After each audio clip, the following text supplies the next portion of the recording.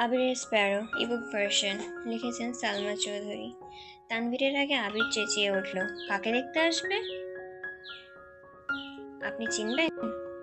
চিনব না কেন? মেঘ স্বাভাবিক কণ্ঠে বলল, বন্যার বোনকে ছেলেপক্ষ দেখতে আসবে। তানভীর তৎক্ষণাৎ বলল, যেতে হবে না তোর। কেন?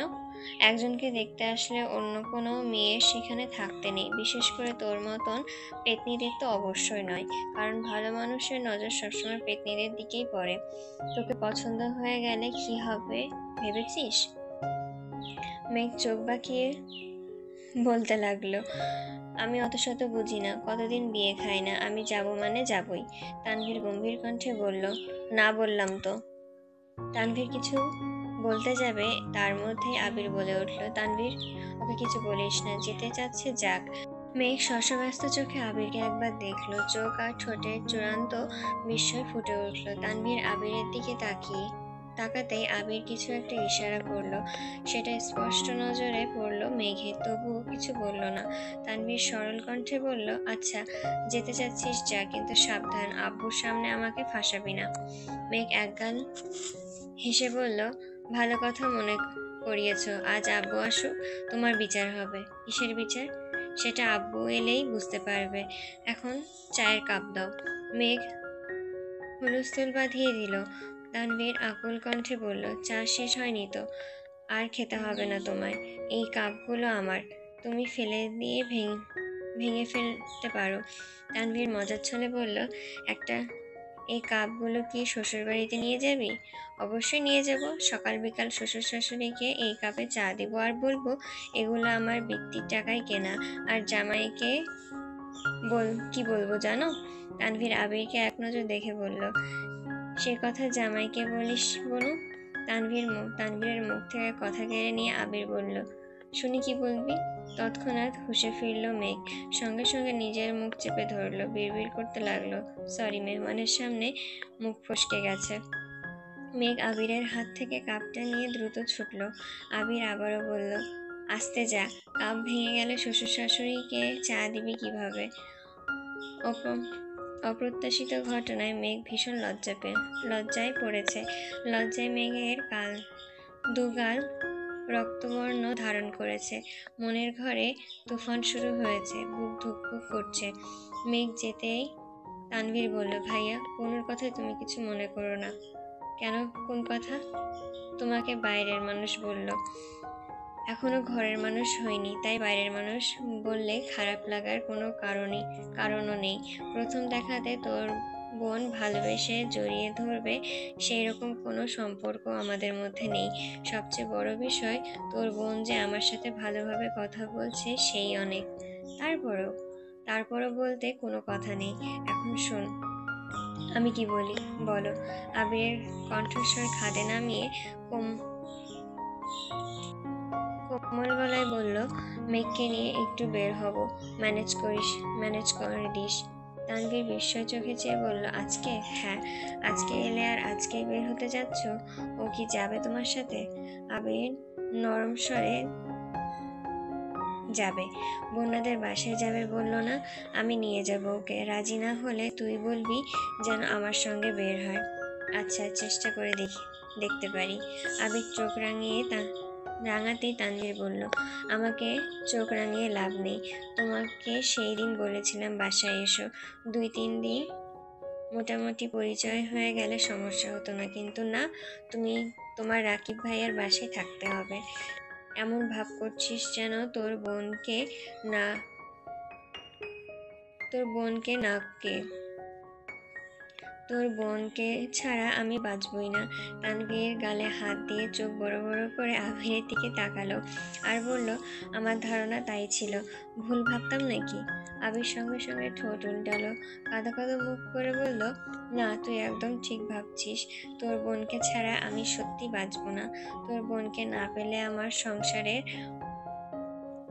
অমাবস্যা নেমে আসবে, আমার সন্তানরা মায়ের অভাবে আধমরা হয়ে যাবে, আর আমি তো বউ ছাড়া কঙ্কালি হয়ে যাব। আবির এতটুকুতে থামলো, শ্বাস নিতেই আবারও বলতে শুরু করলো, আমাকে দেখে কি মনে হয় তোর বোনকে তোর বোনের চিন্তায় চিন্তায় আমি অর্ধেক পাগল হয়ে গেছি। দিনরাত এক করে শুধু ভাবছি তোর বোনকে আমাকে রিজেক্ট করলে আমি কি করব? কি করবে? রাতের বাসে সরাসরি পাবনা চলে যাব, সেখানে সিট বুক করে রেখেছি। ইদানিং চুল দাড়িও কাটছি না, যেন দেখতে পাগল পাগল লাগে। তানভীর হাসতে হাসতে প্রশ্ন করলো, বড় আব্বু জানে এসব? হাবভাব দেখে সন্দেহ করেছে অবশ্য। সেই দিন শুনলাম আম্মুকে বলছে, তোমার ছেলের কোনো পছন্দ থাকলে জানাতে বলো। কোনো মেয়ের জন্য নিজের জীবনের চিন্তা বাদ দিয়ে দেবদাস হয়ে ঘুরে বেড়াই না যেন। তানভীর হাসতে হাসতে এক পর্যায়ে বিছানায় শুয়ে পড়ল। আবির মুখ ফুলিয়ে শ্বাস ছেড়ে মলিন কণ্ঠে বলল, পাগল ছাড়া দুনিয়া চলে না, সময় থাকতে বুঝলি না। দুপুরের পরপর মেঘ বের হলো, উদ্দেশ্য বন্যাদের বাসা। নিচে নামতে দেখলো আবির বাইকে হেলান দিয়ে দাঁড়িয়ে আছে। খানিকটা দূরে তানভীর দাঁড়ানো।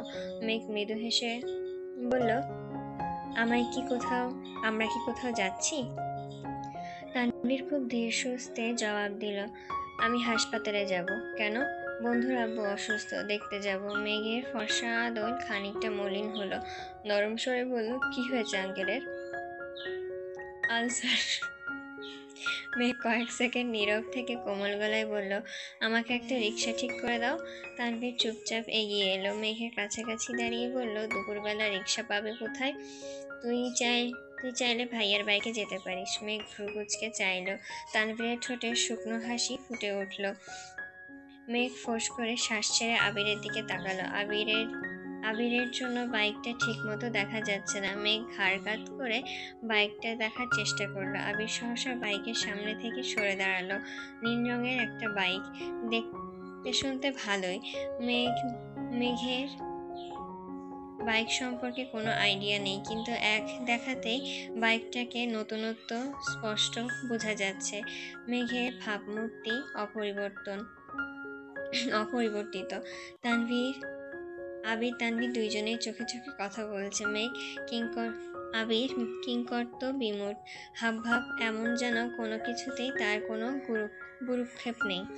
মেঘ কয়েক মুহূর্ত বাইকের পর্যবেক্ষণ করে আচমকা প্রশ্ন করলো, আপনার বাইক? হঠাৎ এমন প্রশ্নে আবির কিঞ্চিৎ থতমত খেলো, জবাবে বলল, হ্যাঁ। মেঘ একটু চুপ থেকে আবারও প্রশ্ন করলো, দেখতে নতুন মনে হচ্ছে, চালাতে পারেন ঠিকঠাক মতো? আবির ফোঁস করে শ্বাস ফেলে, কপালে ভাঁজ ফেলে ঈষৎ হাসলো। মনে হচ্ছে ইন্টারভিউ দিতে বসেছে। প্রশ্ন কমন পড়লেও বিভ্রান্তিতে ঠিকমতো উত্তর দিতে পারছে না। আবিরের ঠোঁটে হাসি দেখে বিরক্ত হলো, রুষ্ট চোখে তাকিয়ে তপ্ত স্বরে প্রশ্ন করলো, ঠিকমতো চালাতে পারলে বলুন। আমি আবার আব্বু আম্মুর একমাত্র মেয়ে। আপনি অ্যাক্সিডেন্ট করে আমার হাত পা ভেঙে দিলে আব্বু আম্মু আমার চিন্তায় চিন্তায় শেষ হয়ে যাবে।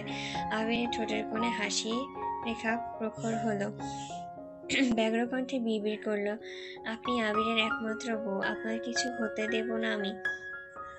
মেঘ স্পষ্ট চোখে তাকিয়ে প্রশ্ন করলো, কিছু বললেন? তোর কিছু হবে না, একটু এই রিস্কটুকু আমি নিলাম। মেঘ তানভীরের দিকে তাকিয়ে আবারও প্রশ্ন করলো, আমি কি সত্যিই ওনার সঙ্গে যাব? হ্যাঁ, ভাইয়া ভালো বাইক চালায়, তোর কিছু হবে না ইনশাল্লাহ। ঠিক আছে। আবির এবার সরাসরি তানভীরের দিকে তাকালো, নিঃশব্দে হাসলো কেবল। হাসিতেই আড়াল হলো দুইজনের মধ্যকার সব কথোপকথন। দীর্ঘ সময়ের যুক্তি তর্কে আবির যে জিতেছে তার বহিঃপ্রকাশ হচ্ছে। বিপরীতে তানভীরেও মৃদু হাসলো। আবির বাইক স্টার্ট দিল। মেঘ উঠে বসলো, কিন্তু আবিরের কাঁধে হাত রাখলো না। আবির আর চোখে মেঘের দিকে তাকিয়ে ছোট করে বলল, না ধরলে অ্যাক্সিডেন্ট হতে পারে। মেঘ আলগোছে ভেঙচি কেটে 2 আঙ্গুলে আবিরের শার্ট খামচে ধরলো। মেঘের এমন কাণ্ড দেখে আবির এবার কথা বাড়ালো না। মেঘ স্বভাবতই খুব জেদি, এক কথায় অল্প পরিচয়ে আবিরের বাইকে উঠেছে সেই অনেক। আবির বেশি বাড়াবাড়ি করলে যে কোনো সময় বাইক থেকে নেমে যেতে পারে। বাইক কিছু দূর যেতেই মেঘ আকুল কণ্ঠে বলল, বাইক থামান প্লিজ। আবির সঙ্গে সঙ্গে বাইক থামালো। রাশভারী কণ্ঠে বলল, কোনো সমস্যা? আমার ভয় লাগছে, আমার মনে হচ্ছে আপনি ভালোভাবে বাইক চালাতে পারেন না। থাক বাবা, আমি রিকশায় চলে যাচ্ছি। আবির ভ্রুকুচকে স্বাভাবিক কণ্ঠে বলল, নখ দিয়ে শার্ট খামচে ধরলে তুই তো বাঁচবি না, বরং আমার নতুন শার্ট ছিঁড়বে। একটা অ্যাক্সিডেন্ট হলে তারপর বলবি আমি তোকে মেরেছি। মানিস কথা বলে মানিস, ঠিকঠাক মতন ধরে বস। মেঘ ভয়ে ভয়ে আবিরের কাঁধে হাত রাখলো। ঢাকার মধ্যে ব্যস্ত শহরে বাইকের চলাচল সত্যি রিস্ক।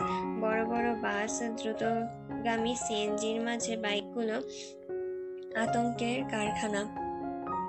মেঘ এক হাতে আবিরের কাঁধটা শক্ত করে ধরলো, অন্য হাতে পিঠের দিকে আবিরের শার্ট খামচে ধরে রাখলো। আবির বাইকের মিররের দিকে তাকিয়ে ঠোঁটে হাসি রেখে বলল, এবার চোখ বন্ধ কর। মেঘ আতঙ্কিত গলায় বলল, কেন? ভয় কম পাবি। মেঘ অতশত না ভেবে আবিরের কথা মেনে নিল। আবিরও বাইক চালাতে মনোযোগ দিল। যেতে যেতে মেঘ কখন যে আবিরের গা ঘেঁষে বসেছে বুঝতে পারেনি।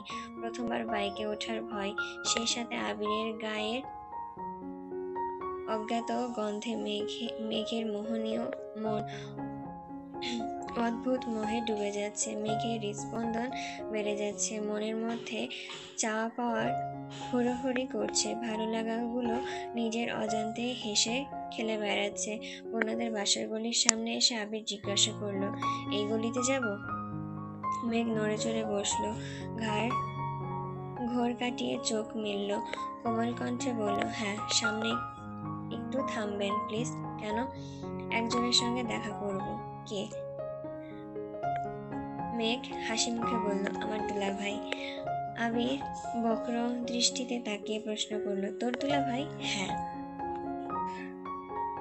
আবির বেশি কথা বাড়ালো না। মেঘের দেখানো রাস্তায় যেতে যেতে একটা সিঙ্গারার দোকানের সামনে থামলো। মেঘ বাইক থেকে নেমে দোকানের দিকে গেল। হাতে থাকা একটা জুসের প্যাকেট টেবিলের উপরে রেখে মোলায়েম কণ্ঠে বলল, নেন দুলাভাই, আপনার জন্য এনেছি। কেমন আছেন আপনি? আবির বাইক থেকে নেমেছে আর তীক্ষ্ণ দৃষ্টিতে মেঘকে দেখছে। মেঘের কণ্ঠ শুনে একটা বৃদ্ধ মুখ তুলে চাইল। বয়স 60-এর কাছাকাছি হবে। অর্ধেক বেশি দাড়ি পেকে গেছে, চেহারায় বার্ধক্যের ছাপ স্পষ্ট। মেঘ কিনা তাকে দুলাভাই বলে সম্বোধন করছে। আবির বিস্ময়ে চোখ চেয়ে আছে। বৃদ্ধ এক গাল হেসে বলল, আমি আলহামদুলিল্লাহ ভালো আছি, তুমি কেমন আছো শালি? আমি ভালো আছি। শুনলাম আপনার বউকে দেখতে আসছে আজ। বৃদ্ধ গর্জে উঠল, কি? কারা তো সাহস আমার বউকে দেখতে আসবে? বৃদ্ধর এমন রূপ দেখে আবির হতভম্ব হয়ে রইল, চোখ বড় করে তাকিয়ে আছে। বৃদ্ধ নজর হঠাৎ আবিরের দিকে পড়ল। মেঘকে ইশারা করে জানতে চাইল, উনি কে? মেঘ মৃদু হেসে জবাব দিল, আমার ভাই। আপন ভাই? মেঘ উত্তর দেওয়ার আগে আবির নির্বিকার ভঙ্গিতে বলল, জি না, চাচাতো ভাই।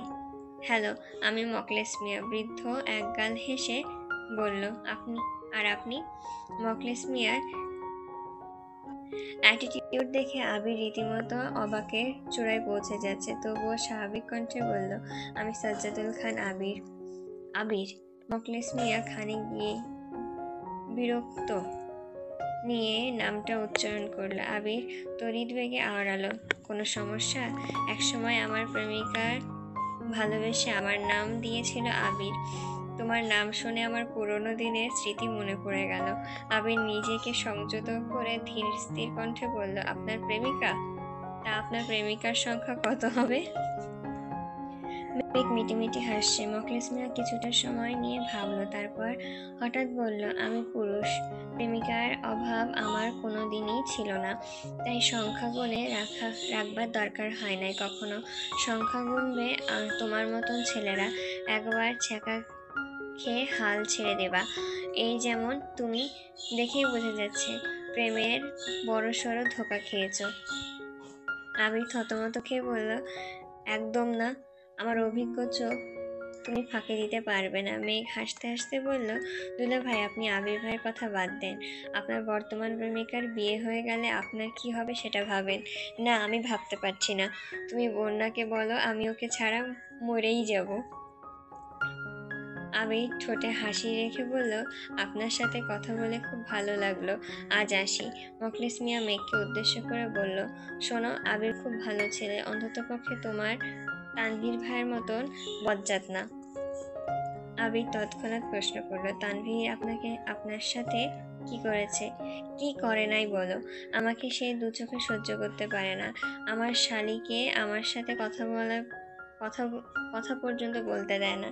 এলাকায় আমার বদনাম ছড়াই। তানভীরের হাবভাব দেখে মনে হয় আমি ওর বউ ভাগিয়ে এনে বিয়ে করে ফেলেছি।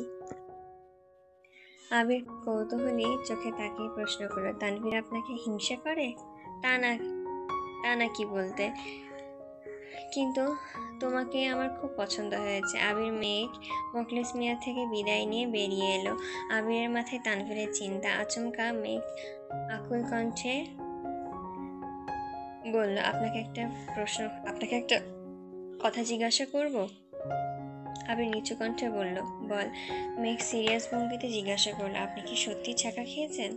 আবির সহসা থমকে দাঁড়ালো, আর চোখের মেঘের দিকে তাকিয়ে কপাল গুটিয়ে গুরুভার কণ্ঠে বলল, তোর কি তাই মনে হয়? মেঘ মলিন কণ্ঠে বলতে লাগলো, আমি এত কিছু ভেবে দেখিনি, কিন্তু আপনার চালচলন, তাছাড়া মখলেসুল্লাহ ভাই যা বললো, তারপর তো সন্দেহ লাগছে। কারণ আমার সংস্কৃতিতে যে আবির ভাই ছিল, আমি আপনার মাঝে তাকে কোনোভাবে খুঁজে পাচ্ছি না। আবির ভাইকে সবসময় পরিপাটি আর গোছালো দেখে এসেছি, তাই আপনার দেবদাস রূপটা খুব বেমানান লাগছে। বারবার শুধু মনে হচ্ছে এই মানুষটাকে আমি চিনি না, কোনোদিনও দেখিনি আমি। আবির মুচকি হেসে বলল, তোর আমাকে মনে আছে? মনে থাকবে না কেন? আমি এতটাও ভুলো মনের না। ছোটবেলায় আপনি আমাকে ধাক্কা মেরে পানিতে ফেলে দিয়েছিলেন, এটা আমার মনে আছে। আবির নিজের মাথায় চাপড় মেরে উদাস ভঙ্গিতে বলল, হাই আল্লাহ, আমি কতবার বলবো আমি তোকে ধাক্কা দিতে চাইনি, পা পিছনে পড়ে গিয়েছিলাম। থাক, শাক দিয়ে মাছ ঢাকার চেষ্টা করতে হবে না। আপনার মাছের পিচ অনেক বড়, যতই ঢাকেন ওটা ঠিক বেরিয়ে যাবে। আমি কিভাবে বললে তুই বিশ্বাস করবি সেটা না হয় বাদ দিলাম। আপনি একবার অঙ্কে 56 পেয়েছিলেন, বড় আব্বুর ভয়ে 5 থেকে 7 বানিয়ে নিজেই বেঁচে গিয়েছিলেন, অথচ আমি আপনার মতন চালাক নই বলে 42 পাওয়ার খাতা বাসায় নিয়ে দেখিয়ে 1 ঘন্টা আব্বুর বকা খেয়েছিলাম। আপনি তখন আমায় দেখে খিলখিল করে হেসেছিলেন। আর আরো বলবো? সর্বনাশ, তুই এসব কথা এখনো মনে রেখেছিস? এত সহজে ভুলে যাওয়ার মেয়ে আমি নই। ওই দিন ঘটনাটা যখনই মনে পড়ে, রাগে আমার গা জ্বলে। আপনি একটা বেঈমান। সেই দিনের পর থেকে গণিত পরীক্ষায় আমি কোনোদিনও 80-র নিচে পাইনি। প্রতিবার খাতাটা হাতে পেয়েই পৈশাচিক আনন্দ পেয়েছি, কিন্তু দুর্ভাগ্যের বিষয় আপনাকে আমি কিছুতেই দেখাতে পারিনি। আবির মলিন কণ্ঠে বলল, আমি জীবনে আর কোনোদিন তোর সঙ্গে বেইমানি করব না, প্রমিস। 1 ঘন্টা আব্বুর বকা শুনতে পারবেন? আবির ঘাড় এলিয়ে সম্মতি দিয়ে বলল, 2 ঘন্টা শোনার প্রয়োজনে মায়েরও খেয়ে নিব, কিন্তু তুই এসব কাহিনী ভুলে যা প্লিজ। ঠিক আছে, ভেবে দেখব। মেঘ আবিরের থেকে বিদায় নিয়ে বন্যাদের বাসায় গেল। যাওয়ার আগে আবারও বলে গেল, শত রাগ অভিমানের পরেও আমার ওই আবির ভাইকেই পছন্দ। মনের ভুল হলেও এখনো আমি তাকেই মিস করি। আবির অবাক চোখে তাকিয়ে তপ্ত নিঃশ্বাস ছাড়ল। মেঘ কিছু না বললেও অনেক কিছুই বলে দিয়েছে। মেঘের মনে আবিরের জন্য অনুভূতি আছে ভেবে আবিরের 2 চোখ ছলছল করছে। হৃদয়ে তোলপাড় তোলার অনুভূতিরা এক নতুন মাত্রা পেয়েছে। বুকের বাঁ প্রকোষ্ঠে হাত রেখে আবির উষ্ণ স্বরে বলল, আমি তোর ভাবনায় এলোমেলো এক এলোমেলো সকাল হব। জানালা ধরে নিঃশব্দে রজনীতে অচেনা হাওয়ার মতন তোকে ছুঁয়ে যাব। তোর হাসির নিশ্চয় হৃদয় ভাঙার সুর খুঁজে নিব। আমি তোর গুছিয়ে রাখা ডায়েরি শেষ পৃষ্ঠার সমাপ্তি হব। সূর্যের সোনালি আভা পশ্চিমে আকাশে রাঙিয়ে রেখেছে। প্রকৃতির স্নিগ্ধ রূপকথার ছবির মতন লাগছে। ধীরে ধীরে আলো ম্লান হচ্ছে। চারপাশে এক অদ্ভুত শান্তির দেখা মিলল। পাখিরা দিনের ক্লান্তি ছেড়ে দল বেঁধে বাসায় ফিরছে। মেঘ আর বন্যা ছাদের কার্নিশে দাঁড়িয়ে গল্প করছে। মেহমান চলে গেছে অনেকক্ষণ হলো, কিন্তু ওদের গল্প যেন শেষই হচ্ছে না। কথার ফাঁকে হঠাৎ অপরিচিত এক নাম্বার থেকে কল আসতে লাগলো। মেঘ একবার দেখে ফোন রেখে দিল। দ্বিতীয়বার কল আসায় রিসিভ করলো। ওপাশ থেকে আবির জানতে চাইলো, আড্ডা দেওয়া শেষ হয়েছে? কে? আবার কে? ঠোঁট বাঁকিয়ে হেসে মেঘ বলল, ও আপনি? আমি কি এখন নিতে আসবো? আসতে হবে না, আমি চলে যেতে পারবো। তুই কি পারবি কি পারবি না সেসব আমার জানতে চাইনি, শুধু জিজ্ঞাসা করেছি এখন আসবো নাকি পরে। মেঘ দাঁতে দাঁত পিষে বন্যার দিকে চাইলো। মনে মনে বিড়বিড় করলো, এত অধিকার আসে কোথা থেকে? কি হলো? আবিরের প্রশ্নে নড়ে উঠল। মেঘ চাপা স্বরে বলল, আসুন, কিন্তু কতক্ষণ লাগবে? কাছাকাছি আছি, 2-4 মিনিটে চলে আসবো।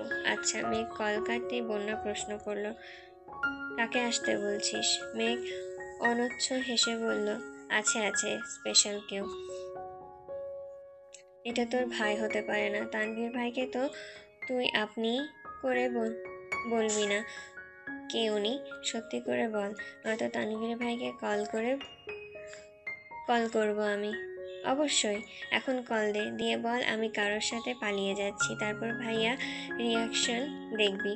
মেঘের এমন ভাবভঙ্গি দেখে বন্যার সন্দেহ বাড়লো। খপ করে মেঘের হাতটা ধরে বলল, তোকে আমি একা ছাড়বো না। মেঘ মুচকি হেসে বলল, সে আমার পথ চেয়ে বসে আছে, ছেড়ে দে বান্ধবী। তুই আমার হাত ধরতে পারলেও মনের জায়গা পাবি না। এই মন শুধু তার। মেঘ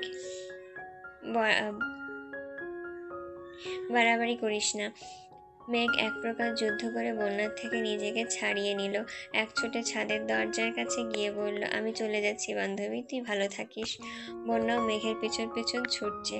মেঘ সবার থেকে বিদায় নিয়ে এক দৌড়ে বেরিয়ে গেল। বন্যা হতবাক হয়ে দাঁড়িয়ে আছে।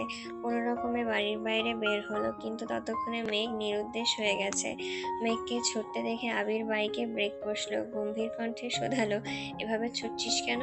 কেউ কি কিছু বলেছে? মেঘ থেমে হাঁপাতে লাগলো। হাঁপাতে হাঁপাতে বলল, বন্যার সাথে কিঞ্চিৎ দুষ্টুমি করে আসলাম। ও কিছু বোঝার আগেই পালিয়ে এসেছি। আবিরের মাথায় হেলমেট, দু চোখ গভীর, ঘন কালো একজোড়া ভ্রু স্থির। মেঘের একের পর এক ভারী নিঃশ্বাসগুলো গুনছে। নাকের ডগায় বিন্দু বিন্দু ঘামের রেখা ফুটে উঠেছে। আবিরের খুব করে ইচ্ছে করছে সে মুক্তোর দানাগুলো মুছে দিতে। আনমনেই হাতও বাড়ালো। ততক্ষণে মনে পড়লো কিছু, সরিয়ে নিল হাত। আবিরের দু চোখে পাতায় এক অদ্ভুত রহস্য লুকিয়ে আছে। মেঘ ব্যাকুল কণ্ঠে আওড়ালো, এভাবে তাকিয়ে আছেন কেন? আবির প্রতিউত্তর করল না। মেঘ উত্তর শোনার জন্য আগ্রহ নিয়ে তাকিয়ে আছে। আবির মেঘের চোখে চোখ রেখে হেলমেটটা খুলল। অমনি মেঘের দু চোখ প্রশস্ত হলো। বুকের ভেতরটা কেমন যেন ধক করে উঠল। মেঘের ঠোঁট কাঁপছে। চোখের দৃষ্টি বারবার সরাতে চাইলেও কোনোভাবেই তাকে নিয়ন্ত্রণে আনতে পারছে না। আবির স্টাইল করে চুল কেটেছে, দাড়িগুলো ছোট করেছে। পাগল পাগল লুকের বদলে এবার নায়ক লুক এসেছে। মেঘ মুগ্ধ চোখে আবিরকে দেখছে। মনের ভেতর বসন্তের পাখিরাও ব্যাকুল হয়ে উঠেছে। মেঘের লাজুক ঠোঁটে সহসা আলগা হয়ে গেল। মেঘ মনে মনে বিড়বিড় করলো, শ্যামবর্ণের কোনো রূপ এতটা লাবণ্যময় হতে পারে? ছন্নছাড়া মন ভীষণভাবে ছটফট করছে। আবিরের চোখে না বলা কথাতেই অদৃশ্য টান মেঘকে আটকে দিয়েছে। আবির চোখে এক অদ্ভুত শান্তি, অথচ সে শান্তির আড়ালে চাপা ঝড় লুকিয়ে আছে মনের গহীনে। আবির আচমকা ভ্রু নাচিয়ে প্রশ্ন করল, এখন তুই এভাবে তাকিয়ে আছিস কেন? আমার কি লজ্জা লাগে না? মেঘের হুঁশ ফিরল। ক্ষণিকের জন্য অস্বস্তিও হলো। না চাইতেও টেনে হিঁচড়ে দৃষ্টি নামিয়ে নিল। আবির তখনও দুর্বোধ্য দৃষ্টিতে তাকিয়ে মেঘকে দেখছে। মেঘ লাজুক চোখ ফিরিয়ে ফের তাকালো। আবিরের আবেশিত চোখে চাহনিতে লাজুকতার ন্যায় নুয়ে গেল। কণ্ঠস্বর খাদে নামিয়ে বলল, আপনি কি আমায় হিপনোটাইজ করার চেষ্টা করছেন? আবির নেশা ভরা চাহনি এখনো অপরিবর্তিত। শীতল কণ্ঠে বলল, তোকে হিপনোটাইজ করে কি লাভ হবে আমার? সেটা আপনি ভালো জানেন। আবির ক্ষীণ হেসে বলল, যদি পারতাম তাহলে সত্যি সত্যি করে ফেলতাম। কেন? তোর মনে আমাকে নিয়ে যত দুশ্চিন্তা আছে সবগুলো দূর করে দিতাম। মেঘ আর চোখে তাকালো, কিছু বলল না। আবির মনে মনে বলল, আর কিছু পাবি বা না পাবি, তোকে আর কিছু পারি বা না পারি, তোকে আমার মায়ায় জড়িয়ে নিতাম। তোর মনের সব জুড়ে আমার দখলদারি নিয়ে নিতাম। তোর বাবাকে শ্বশুর বানিয়ে তোকে আমার বউ করে নিতাম। মেঘের আকাশের দিকে তাকিয়ে বলে উঠল, ওরে, সন্ধ্যা হয়ে যাচ্ছে, বাসায় যেতে হবে। আজ একটু দেরি করে গেলে কি হবে? ভাইয়া বকা দিবে। সন্ধ্যার পর বাইরে বের হয় আব্বু বা ভাইয়া কেউই পছন্দ করে না। একটা মজার বিষয় বলবো? আবির মেঘের দিকে নির্বিকার চোখে তাকিয়ে থেকে বলল, একটা কেন, হাজারটা বল। তোর সহস্র কোটি কথাও আমার কাছে কমই মনে হবে। মেঘের বক্ষ স্পন্দন জোরালো হলো। আবিরের চোখে চোখ রাখা তার পক্ষে সম্ভব হচ্ছে না। ফুলিয়ে শ্বাস ছেড়ে মেঘ বলল, ভুলে গেছি। আবির আলগোছে কপাল গুছিয়ে বলল, যে কোনো দিন আমাকে ভুলে যাবি। যেভাবে কে আপনি করিস। চলুন, যেতে হবে। আবির বাইক স্টার্ট দিল। মেঘ পেছনে বসা। মেঘের কোমল মন অশান্ত হয়ে উঠেছে। কয়েক ঘন্টার সাক্ষাতে আবিরের সাথে সম্পর্কে টানাপোড়েন শুরু হয়েছে। অস্থির ঢেউ আছড়ে পড়ছে বুকে। এটা কি ভাই বোনের বন্ধন, নাকি অন্য কোনো সম্পর্ক জন্ম নিচ্ছে মনে? মেঘ তৎক্ষণাৎ নিজের মাথায় গাঁটটা দিল। নিজেকে নিজেই ধমক দিয়ে বলল, কি সব ভাবছিস তুই? আবির হঠাৎ ডাকলো, মেঘ। জি। ঝালমুড়ি খাবি? মেঘ সঙ্গে সঙ্গে বলল, কোথায়? তুই বললে টিএসসিতে যাব। এখন? আবির শান্ত গলায় বলল, হ্যাঁ। আব্বু বকা দিবে, সেটা আমি বুঝবো। তোকে কেউ কিছু না বললেই তো হলো। যাব আমি। আমার খুব ইচ্ছে ছিল সন্ধ্যাবেলায় টিএসসিতে ঘোরার, মেলায় যাওয়ার, রাতের রাস্তায় বাইকে ঘোরার। অবশেষে আমার ইচ্ছা পূরণ হতে যাচ্ছে। ধন্যবাদ আপনাকে।